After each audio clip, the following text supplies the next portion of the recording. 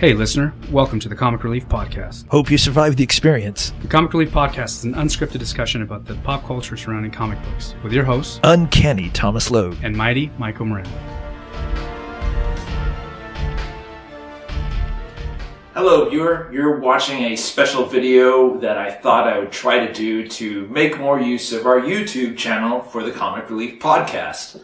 So what I'm going to do is, once a month, I'm going to try to do a comic review. So what I'll do is I'll go through my poll list, talk about what I liked, what I didn't like, and see how that goes, see if there's any interest from viewers of hearing about what I have to ramble about when it comes to comics.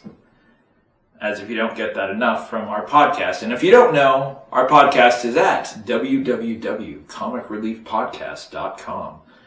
It's available on iTunes, the website. You can stream it, you can download it, you can do whatever you need to do to it.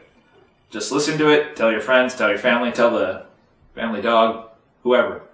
Just tell people about it. Alright, so first, this is in no set order. I just grabbed my comics and put them in a pile. So there's no order into how I'm going to talk about these comics.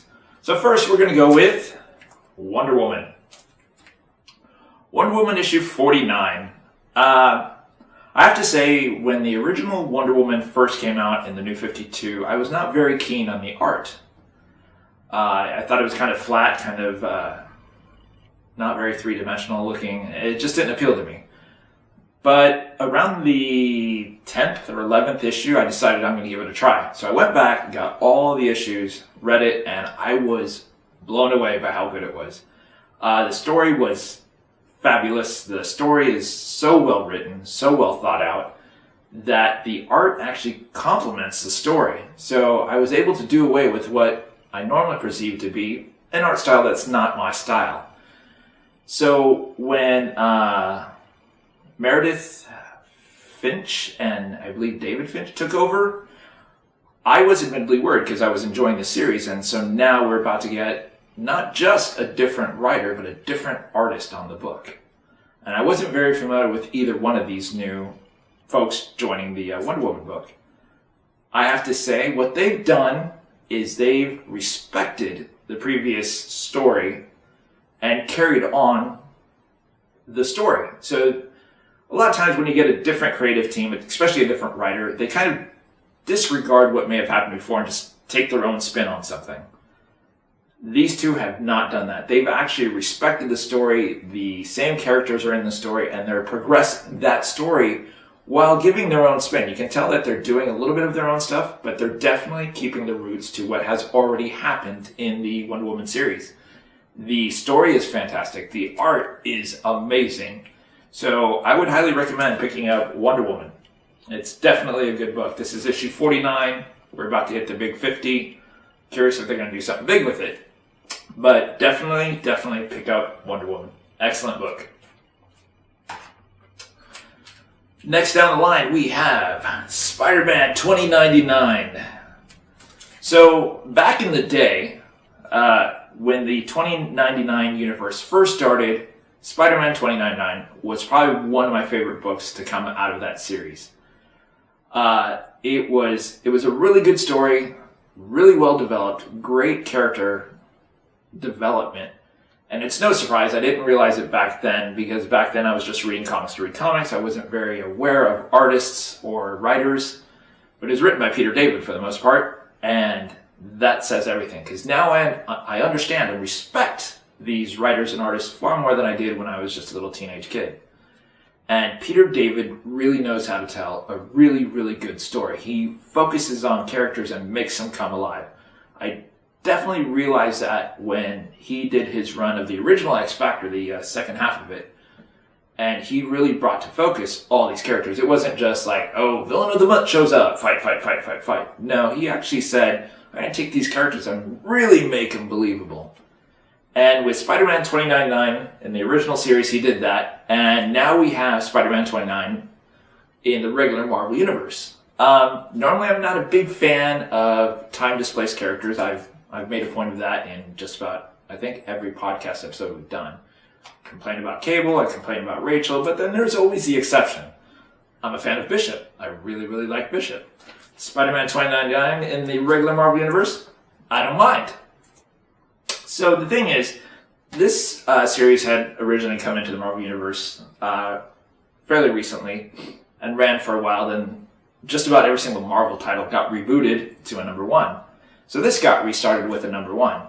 Now, the story and the art are amazing. Peter David, again, just kicking it. I should say he's killing it, because he is doing a great job. Now, the one thing I don't like about this series, only one thing, is they've changed Spider-Man 2099's costume. It's gone from the standard dark blue and red that was such a good look to this more white, red, and blue, or red, white, and blue, if you will. And that was okay. I mean, it wasn't too bad, but I definitely like the darker blue and the darker red to give that edge that Spider-Man 2099 had. The thing I don't like is now they've kind of made him like Iron Spider. Like, he's got jetpacks for boots. He no longer really web slings. He flies. It's just something I don't care for when it comes to a Spider-Man title. I don't like Spider-Man in some kind of armored up suit where he's got jetpacks flying around from his boots. I prefer Spider-Man, any version of him, swinging from building to building. That's just how Spider-Man should be. So that is my sole complaint with the current series of Spider-Man 2099. Apparently I cannot say the word 2099 if Spider-Man is in front of it. Once again, the art and story are fantastic. The only real complaint I have is the fact that he has jet boots now. But actually, I will say in the most current issue, this is issue number 7, he actually, I don't think, not even once uses the jet boots, which is probably why I really, really, really like this issue a lot. So before I get into this next title I'm about to talk about, let me talk about me and comics and me growing up with him. So when I first got into comics, my friend Charles had given me Uncanny X-Men 121 and Avengers 159. These to me are probably still some of my favorite comics because they were what first pulled me in. Uncanny X-Men 121 featured Uncanny X-Men, which had all these dramatic characters and all these great colors. It had Cyclops, Colossus, Wolverine, Nightcrawler, Storm, versus Alpha Flight. Now in this issue, you have these X-Men that have all these dramatic colors and really cool costumes, and they're fighting Alpha Flight, who has really awesome, really dramatic colors, and the teams are like evenly squared. Like you have Vindicator versus Cyclops, you have Colossus versus Sasquatch, and the Alpha Flight team was so evenly paired with the X-Men that the issue was such a great read. I loved reading that issue. And then in Avengers 159, we have Gravitron, probably one of my favorite Avengers villains still to date, versus the Avengers. And in this issue, Gravitron's basically got all the Avengers held up against the wall. And there's about 12 of them by this point, which included Captain America, Iron Man, Thor, Wonder Man, and all Beast, and all these other characters just all held up against this wall. In this page, I saw this and I was like, these characters look so amazing. I don't even know what most of them do, but they look really amazing, and I was hooked. So these were the 2 books that really hooked me into Marvel Comics. I had a very, very limited view of DC Comics. Most of what I knew from DC was when I was a young kid, and I'm not even going to talk about how long ago that was, watching the Super Friends. So when I did pick up a few DC comics, it was Superman and Batman, because those were the characters I knew the most. I mean, I knew Wonder Woman, I knew Flash, but Superman and Batman were the iconic characters for DC. And to me, it seemed like Batman never lost, and it was always like a little campy and corny.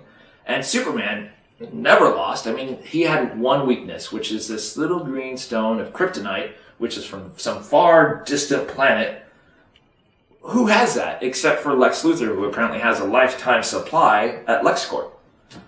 Superman also had a weakness towards magic, but magic has never been something that's very strong in the DC universe. You have a few characters like Dr. Fate, Constantine, and others, but really, there's not a lot of magic in the DC universe. So to me, Superman pretty much seemed almost invulnerable.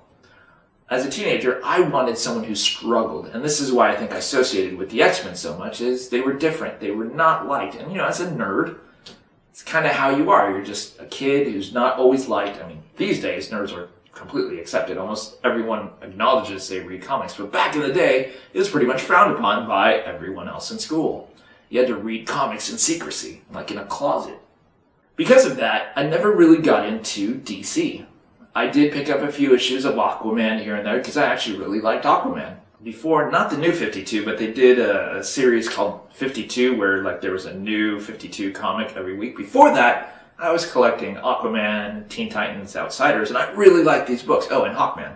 And then they did this 52 thing where there's a new 52 and they changed the whole dramatic universe of DC. And it really lost me because I did not pick up 52. I was not about to drop that much money every week for more comics. What ended up happening is they shift everything around in DC, and I ended up dropping all those titles, unfortunately. So I never really got back in DC. Then, a few years ago, DC did the new 52. Basically, did a clean start of the universe. The universe is superheroes have only existed in this universe for 5 years.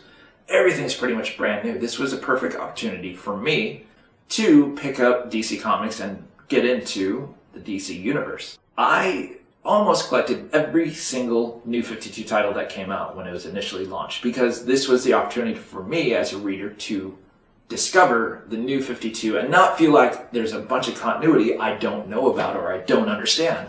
So the new 52 provided me with an amazing sort of titles that I would have never ever thought I would collect or even be interested in. For example, Batgirl, the new Batgirl series. Loved it. Was probably one of my favorite books. Gail Simone, I believe the name is, did an amazing job. I can't remember who the artist is, but they were amazing. I collected this and was an avid fan until Gail left the title and they did the selfie version of Batgirl. After that, I dropped the title. Was not my stick. Was not interesting to me. I preferred this woman trying to prove that she could be a hero and have all these insecurities that she does have because she's comparing herself to Batman and all these other characters out there who have really established themselves in the DC universe. Other titles that I loved were Green Lantern, the Green Lantern Corps, can't remember the other Green Lantern title. There was 3 of them that were out simultaneously. The 3 of those tied into one another so beautifully. It was such a great series. It was amazing. I found myself loving all these lanterns. And then I also got the Red Lanterns, which was amazing. All these DC titles are just knocking it out of the park for me. There were a few not so well, but there were so many good series. Aquaman was fabulous. I mean, the first issue, he's in a pub, and the guy goes, "Hey, you're eating fish. You're Aquaman. You shouldn't be doing that." And he's like, "I'm Aquaman. What else would I be eating if I live in the ocean?" That type of humor was so awesome. They recently did Convergence, which kind of shifted everything around. They rebooted a bunch of titles from number 1 again. Not all of them, but some of them. I didn't like where they were going with it. I was not a big fan of what resulted after Convergence. Confirmed, actually, that they're doing another thing called Rebirth. No idea what it is. But it's supposedly going to take everything about the DC Universe and put it all together from old to new and all this stuff. I thought that's what Convergence was. We'll see. Anyway, all that to say, I was not very familiar with the DC Universe. So I don't have this knowledge of I like this character from 20 years ago. No. Most of the DC Universe, that if they're not part of the Justice League, was fairly unknown to me. And then this book came out. And I read the first issue because I loved his appearance in Green Lantern. It became my favorite book. So the book I'm talking about is Sinestro. This book, Cullen Bunn, I believe is how it's pronounced, knocks it out of the park with this book. The story is amazing. This is by far my favorite book that comes out every month. When it comes out, it is the first book I read, without a doubt. This is going to be the first book I read, because I want to know what's happening, because I hate waiting a month. So Cullen Bunn knocks it out of the park. He also, in this series, has an amazing artist who does such a good job of drawing. And the colorists on the team are freaking amazing. The artist is Brad Walker. Sorry, I forgot to say that. And this book, it's on issue 20 right now, and I highly recommend it. This is by far the best thing that DC is currently putting out right now. Sinestro is amazing. Again, this is just completely random shuffle, but next, speaking of Cullen Bunn, here we go. Uncanny X-Men. As I said a moment ago, Uncanny X-Men is what really, really pulled me into comics. Uncanny X-Men 21 is without a doubt the comic that really pulled me in. And I became such an avid fan of the Uncanny X-Men. From that issue on, I collected every issue of Uncanny X-Men. When I could, and had the money back then, and I found a comic store that had it, I actually went back and collected prior to Uncanny X-Men 121. I have, I believe, issue 60 and up, completely unbroken. No gaps, no nothing. And I have issues prior to 60, but there's gaps in them because at that point it starts getting really, really expensive. I can't remember at what point, but in the last 2 years, maybe a year, I stopped collecting Uncanny X-Men. I dropped Uncanny X-Men, and like I said, it literally broke my heart to do so. It was, in terms of collecting comics, it was a very difficult thing to do, to say, I'm at a point now, and if I am paying $2.99 or $3.99 to pick up a comic, and I'm not even reading it, I'm literally just flipping through it just to kind of get an idea of what's happening in it, I wasn't reading it anymore because it had gotten, to me, again, this is just my opinion, this is, me, it'd gotten so bad. Like, I could not stand the stories. I could not stand the art, especially most recently. And I'm not saying this is a bad artist, it's just not my style. The art had become very flat. Like, there was literally no dimension. Like, I used to complain that John Romita Jr. did this. He drew a very flat face, but there was still some dimension. To me, the last couple of years of Uncanny X-Men, it was just a flat, literally no dimension to any of these characters. And I'm not just talking about the art. That's primarily what I'm talking about right now, but I am also talking about the writing. To me, the writing was very flat. Like, all these characters began to blend. Like, I couldn't really tell Magic's personality from Cyclops' personality. I could tell them apart artistically, but only because Magic has long hair and her costume is different. She holds this big, long Final Fantasy sword. So anyway, Uncanny X-Men came to an end with issue 600, and like I said, unfortunately, I am not going to go back and collect the missing issues. Anyway, going forward, Cullen Bunn, speaking of Sinestro and Cullen Bunn, he is now the writer of Uncanny X-Men. They recently relaunched it with an issue number 1, and I said, you know what, it's Cullen Bunn, I love his Sinestro, let me pick up this book and see how it is. After years of reading Uncanny, or not even reading Uncanny X-Men, but collecting Uncanny X-Men, I was admittedly jaded, and I was worried what Cullen Bunn would pull together as a team. When I saw the announcement that it was going to be Magneto, Sabretooth, and if you know anything about me and my preference of characters, Sabretooth is probably one of my favorite villains ever. On top of that, it also had Psylocke, who I absolutely love.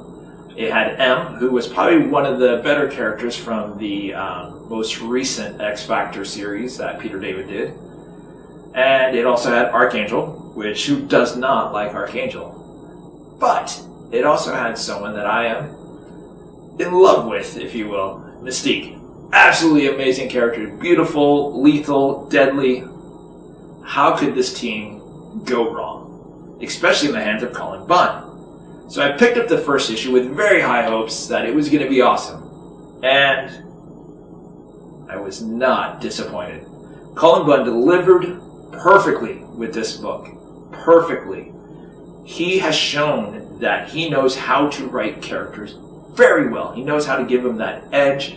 He knows how to make characters do and say things that really, really make them come alive. It's not just a bunch of bubble talk, that I felt like Uncanny X-Men was previously the last couple of years. It was just bubbles everywhere.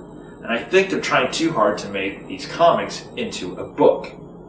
You can say and do something without so many words. When you put so many words, I feel like you're trying too hard when you're doing a comic.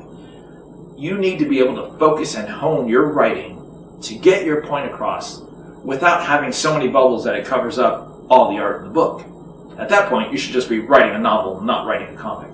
So Cullen Bunn does that. He takes little bits of dialogue and just makes it matter. You know what I mean? He just makes each line that the characters say really, really impact the story. They're not just talking to say, look at me, I'm talking, this is me fleshing out my character. No. It's just so well written. And the art, thank God, the art is amazing. The artist, I forgot to mention his name again. The artist is Greg Land. He does an amazing job. The second issue primarily focuses on Mystique and her mission as to what she's doing, because she's not really there very much in the first issue. I don't even remember if she's there at all. But this issue also has M and Sabretooth trying to find and save, I don't want to give any spoilers, but they're trying to find and save mutants who have the ability to heal, because someone's out there killing them. And this issue, with what happens and who they try to save, and what happens, and I'm literally at a loss of words because it is just that good. I read it again and it was like, this is really that good. It's just not me being hyped up. It's actually really that good. Second issue continues that greatness. So I have a lot of faith that Cullen Bunn and Greg Land are about to keep knocking it out of the park with Uncanny X-Men.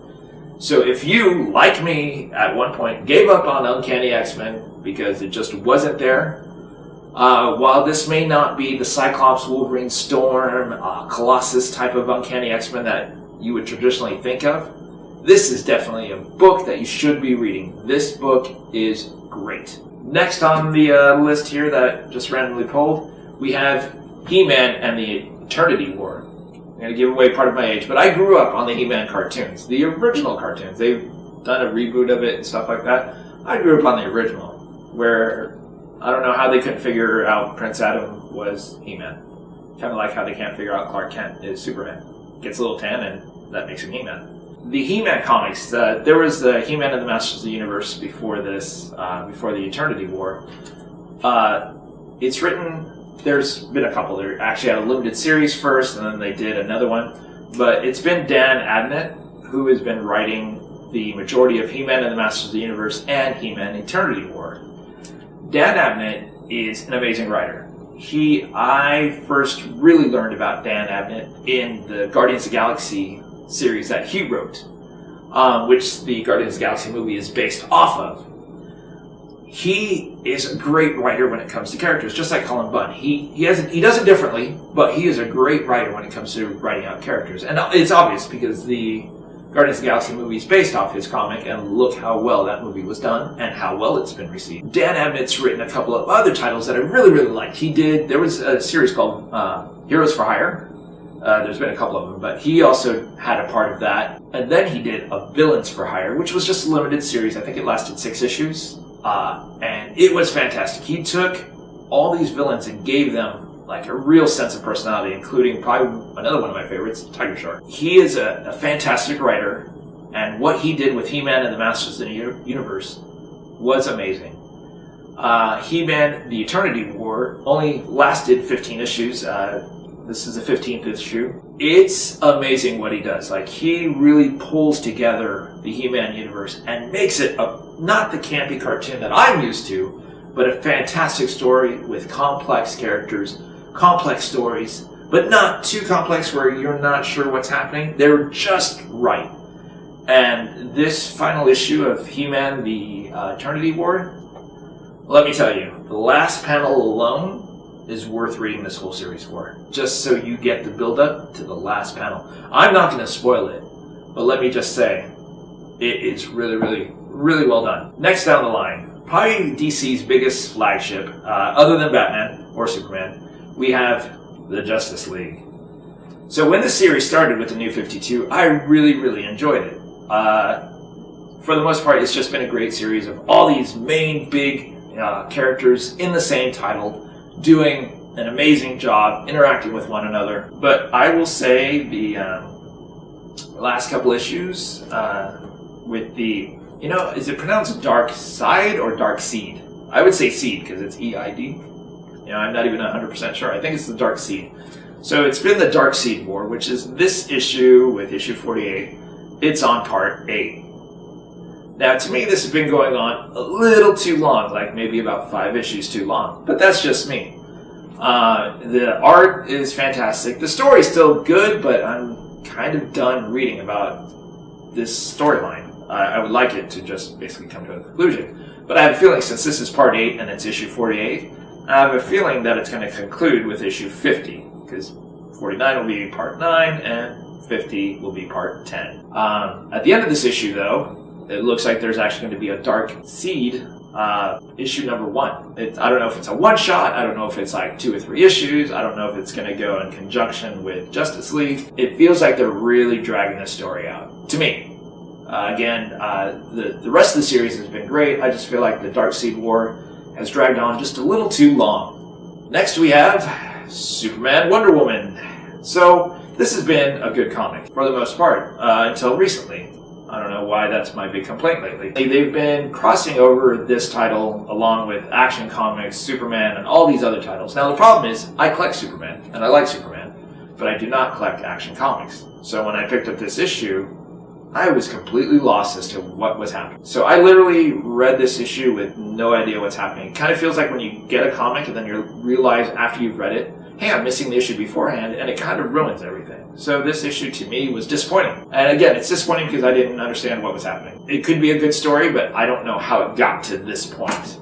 So that was unfortunate. And it crosses over from here into another comic of either Superman or Action Comics.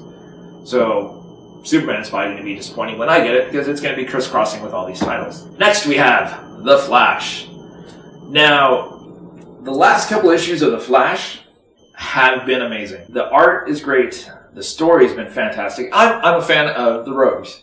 So when they did Forever Evil, I actually picked up the Rogues issues of Forever Evil. And this is when I really fell in love with these characters. Kind of an oddball team trying to pull it together. They're bad guys, but at the same time, they're also trying to do some good stuff when it came down to Forever Evil. So I kind of like that middle ground that they're trying to do there. Like, I want to rob a bank, but at the same time, these guys are trying to destroy our world. We need to do something about it. So in this issue, the last 2 issues of The Flash, the Rogues have been hired by the police to try to capture the Flash. I'm really glad to see the Rogues again, but we're on 49 now of The Flash. We see the Flash, or Barry Allen, go to his father and say, hey, and the thing is Barry Allen works with the police, right? So Barry Allen goes to his dad and he's like, hey, they have a sample of my blood and they want to find a way to stop me. And I'm worried that they're going to be able to identify that it's me. So he is going to his father, even though he himself is a cop, saying he wants to find a way to basically manipulate the evidence. And his father had just served 20 years in prison and is giving him advice saying, hey, you know what? I know you feel bad about asking me to break the law, help you break the law, but the fact that you came to me is the most touching thing that a father could ask for. And I thought that was a very touching moment. And so eventually the Rogues show up at a high school where Wally is there, and they say, where's the Flash? And Wally's powers have been recently showing up because his hand keeps vibrating. And so now from what I'm gathering, they sort of sense the power of the Flash because of Wally West. So they show up at school thinking that's where the Flash is at, but that's not actually where he's at. But the Flash does show up once it hits the news that the Rogues are attacking the school, and how the Rogues come together as a team, they actually capture the Flash. And that's where this issue ends, with the Flash captured by the Rogues to be taken. How are they not going to figure out who the Flash is? How are they not going to remove his mask and find out that it's Barry Allen? I don't know, because that's where the issue leaves off. And that is a fantastic cliffhanger. So, I'm looking forward to issue number 50, which is probably going to be a big bang of just action and Barry Allen and the Flash. I'm really looking forward to it. And so, for the final one for this month, I am going to talk about Aquaman. I'm a huge fan of Aquaman. I don't know if it's because I'm a Cancer and crabs and water and I like Aquaman for that reason. I don't know why. I've always been a huge fan of Aquaman, even when they were on the Super Friends. I was always like, Aquaman! Back in the day, once again, dating how old I am, I even had underoos with Aquaman's like little armor chest thing and little green little underwear thing, because you wanted to know that much about me. So anyway, I've been a fan of Aquaman forever. And like I said, before the New 52, it was one of the titles that I actually collected, was Aquaman. Aquaman has been a fantastic story in the New 52. It's been incredible. Colin Bunn, who, as I've already stated in this video, I might as well confess my love for this man's writing, was writing Aquaman for a while, but apparently, I didn't know this, but apparently fans reacted poorly to his version of Aquaman, and so he wanted to get off the book. He concluded his storyline, wrapped it up, and left the book. I had no problem with his story writing. I actually really liked it, because apparently I'm a Colin Bunn fan. So anyway, when Colin Bunn left, I was worried, because so far Aquaman has been a fantastic story, and when Colin Bunn was on it, I was like, it's in good hands. Then news broke that he was going to be leaving the title, and like I said, I was worried. But, as it turns out, the person to come on this book, Dan Abnett, who I just said earlier that he's a fantastic writer. And this very first issue, Dan Abnett kind of takes it in his own direction. He has not everyone, but a lot of people from Atlantis, the main core people, actually on Earth interacting with people, or I shouldn't say Earth, on land, interacting with people, like going to a carnival and doing all this stuff, eating cotton candy for the first time. It's a very different take on Aquaman, but it does show a lot of character development and all these other characters that Colin Bunn and others have already introduced in the Aquaman series. So you're kind of getting a glimpse of each one of these characters, and this is what Dan Abnett does. He did it with Guardians of the Galaxy. He's doing it again here. He's taking these characters that have already been established in this series and giving them a little bit of personality. And so I would highly recommend Aquaman. And like I said, that's the last issue for today. So until maybe next month when I have another pull list to go through, I'll see you then. Have a good day. And don't forget, go to comicreliefpodcast.com. Also, we're on Twitter with twitter.com/comicreliefpodc. Just the letter C. And we are also on Facebook, facebook.com/comicreliefpodcast. We're on YouTube. I believe it is youtube.com/comicreliefpodcast. Like I said, we don't do a lot of YouTube videos, mostly because it's all an audio podcast. But I have been taking the audio and cutting it to video, but it's a very long and slow, painful process between all the other things that I'm doing. So that's why I'm doing this, to take further advantage of our YouTube channel. So if you like it, click subscribe wherever the subscribe button appears. And hopefully future videos will be entertaining. If this one wasn't, let me know in the comments. And give me recommendations. Do you have a book that you read, that you like, that I don't pick up? Tell me why you like it in the comments, and maybe I'll give it a read, and it may be in a future video. And if I do pick up a book based on something you suggested, I will actually acknowledge you in the video and say your name and say, hey, I got it because this guy recommended it in the comments. All right, that's it. Have a great day, great night, whatever time it is when you're watching this.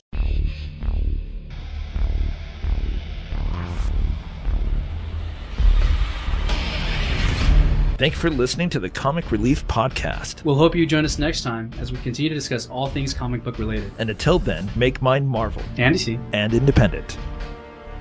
Don't forget to check us out at comicreliefpodcast.com, or you can visit our Facebook page at www.facebook.com/Comic Relief Podcast, or go to our YouTube channel, www.youtube.com/Comic Relief Podcast. And finally, there is our Twitter page, which is twitter.com/Comic Relief PODC. I'd like to give a special shout out to Travis Richards, who did the music for the Comic Relief Podcast. Visit his website at www.travisarichards.com.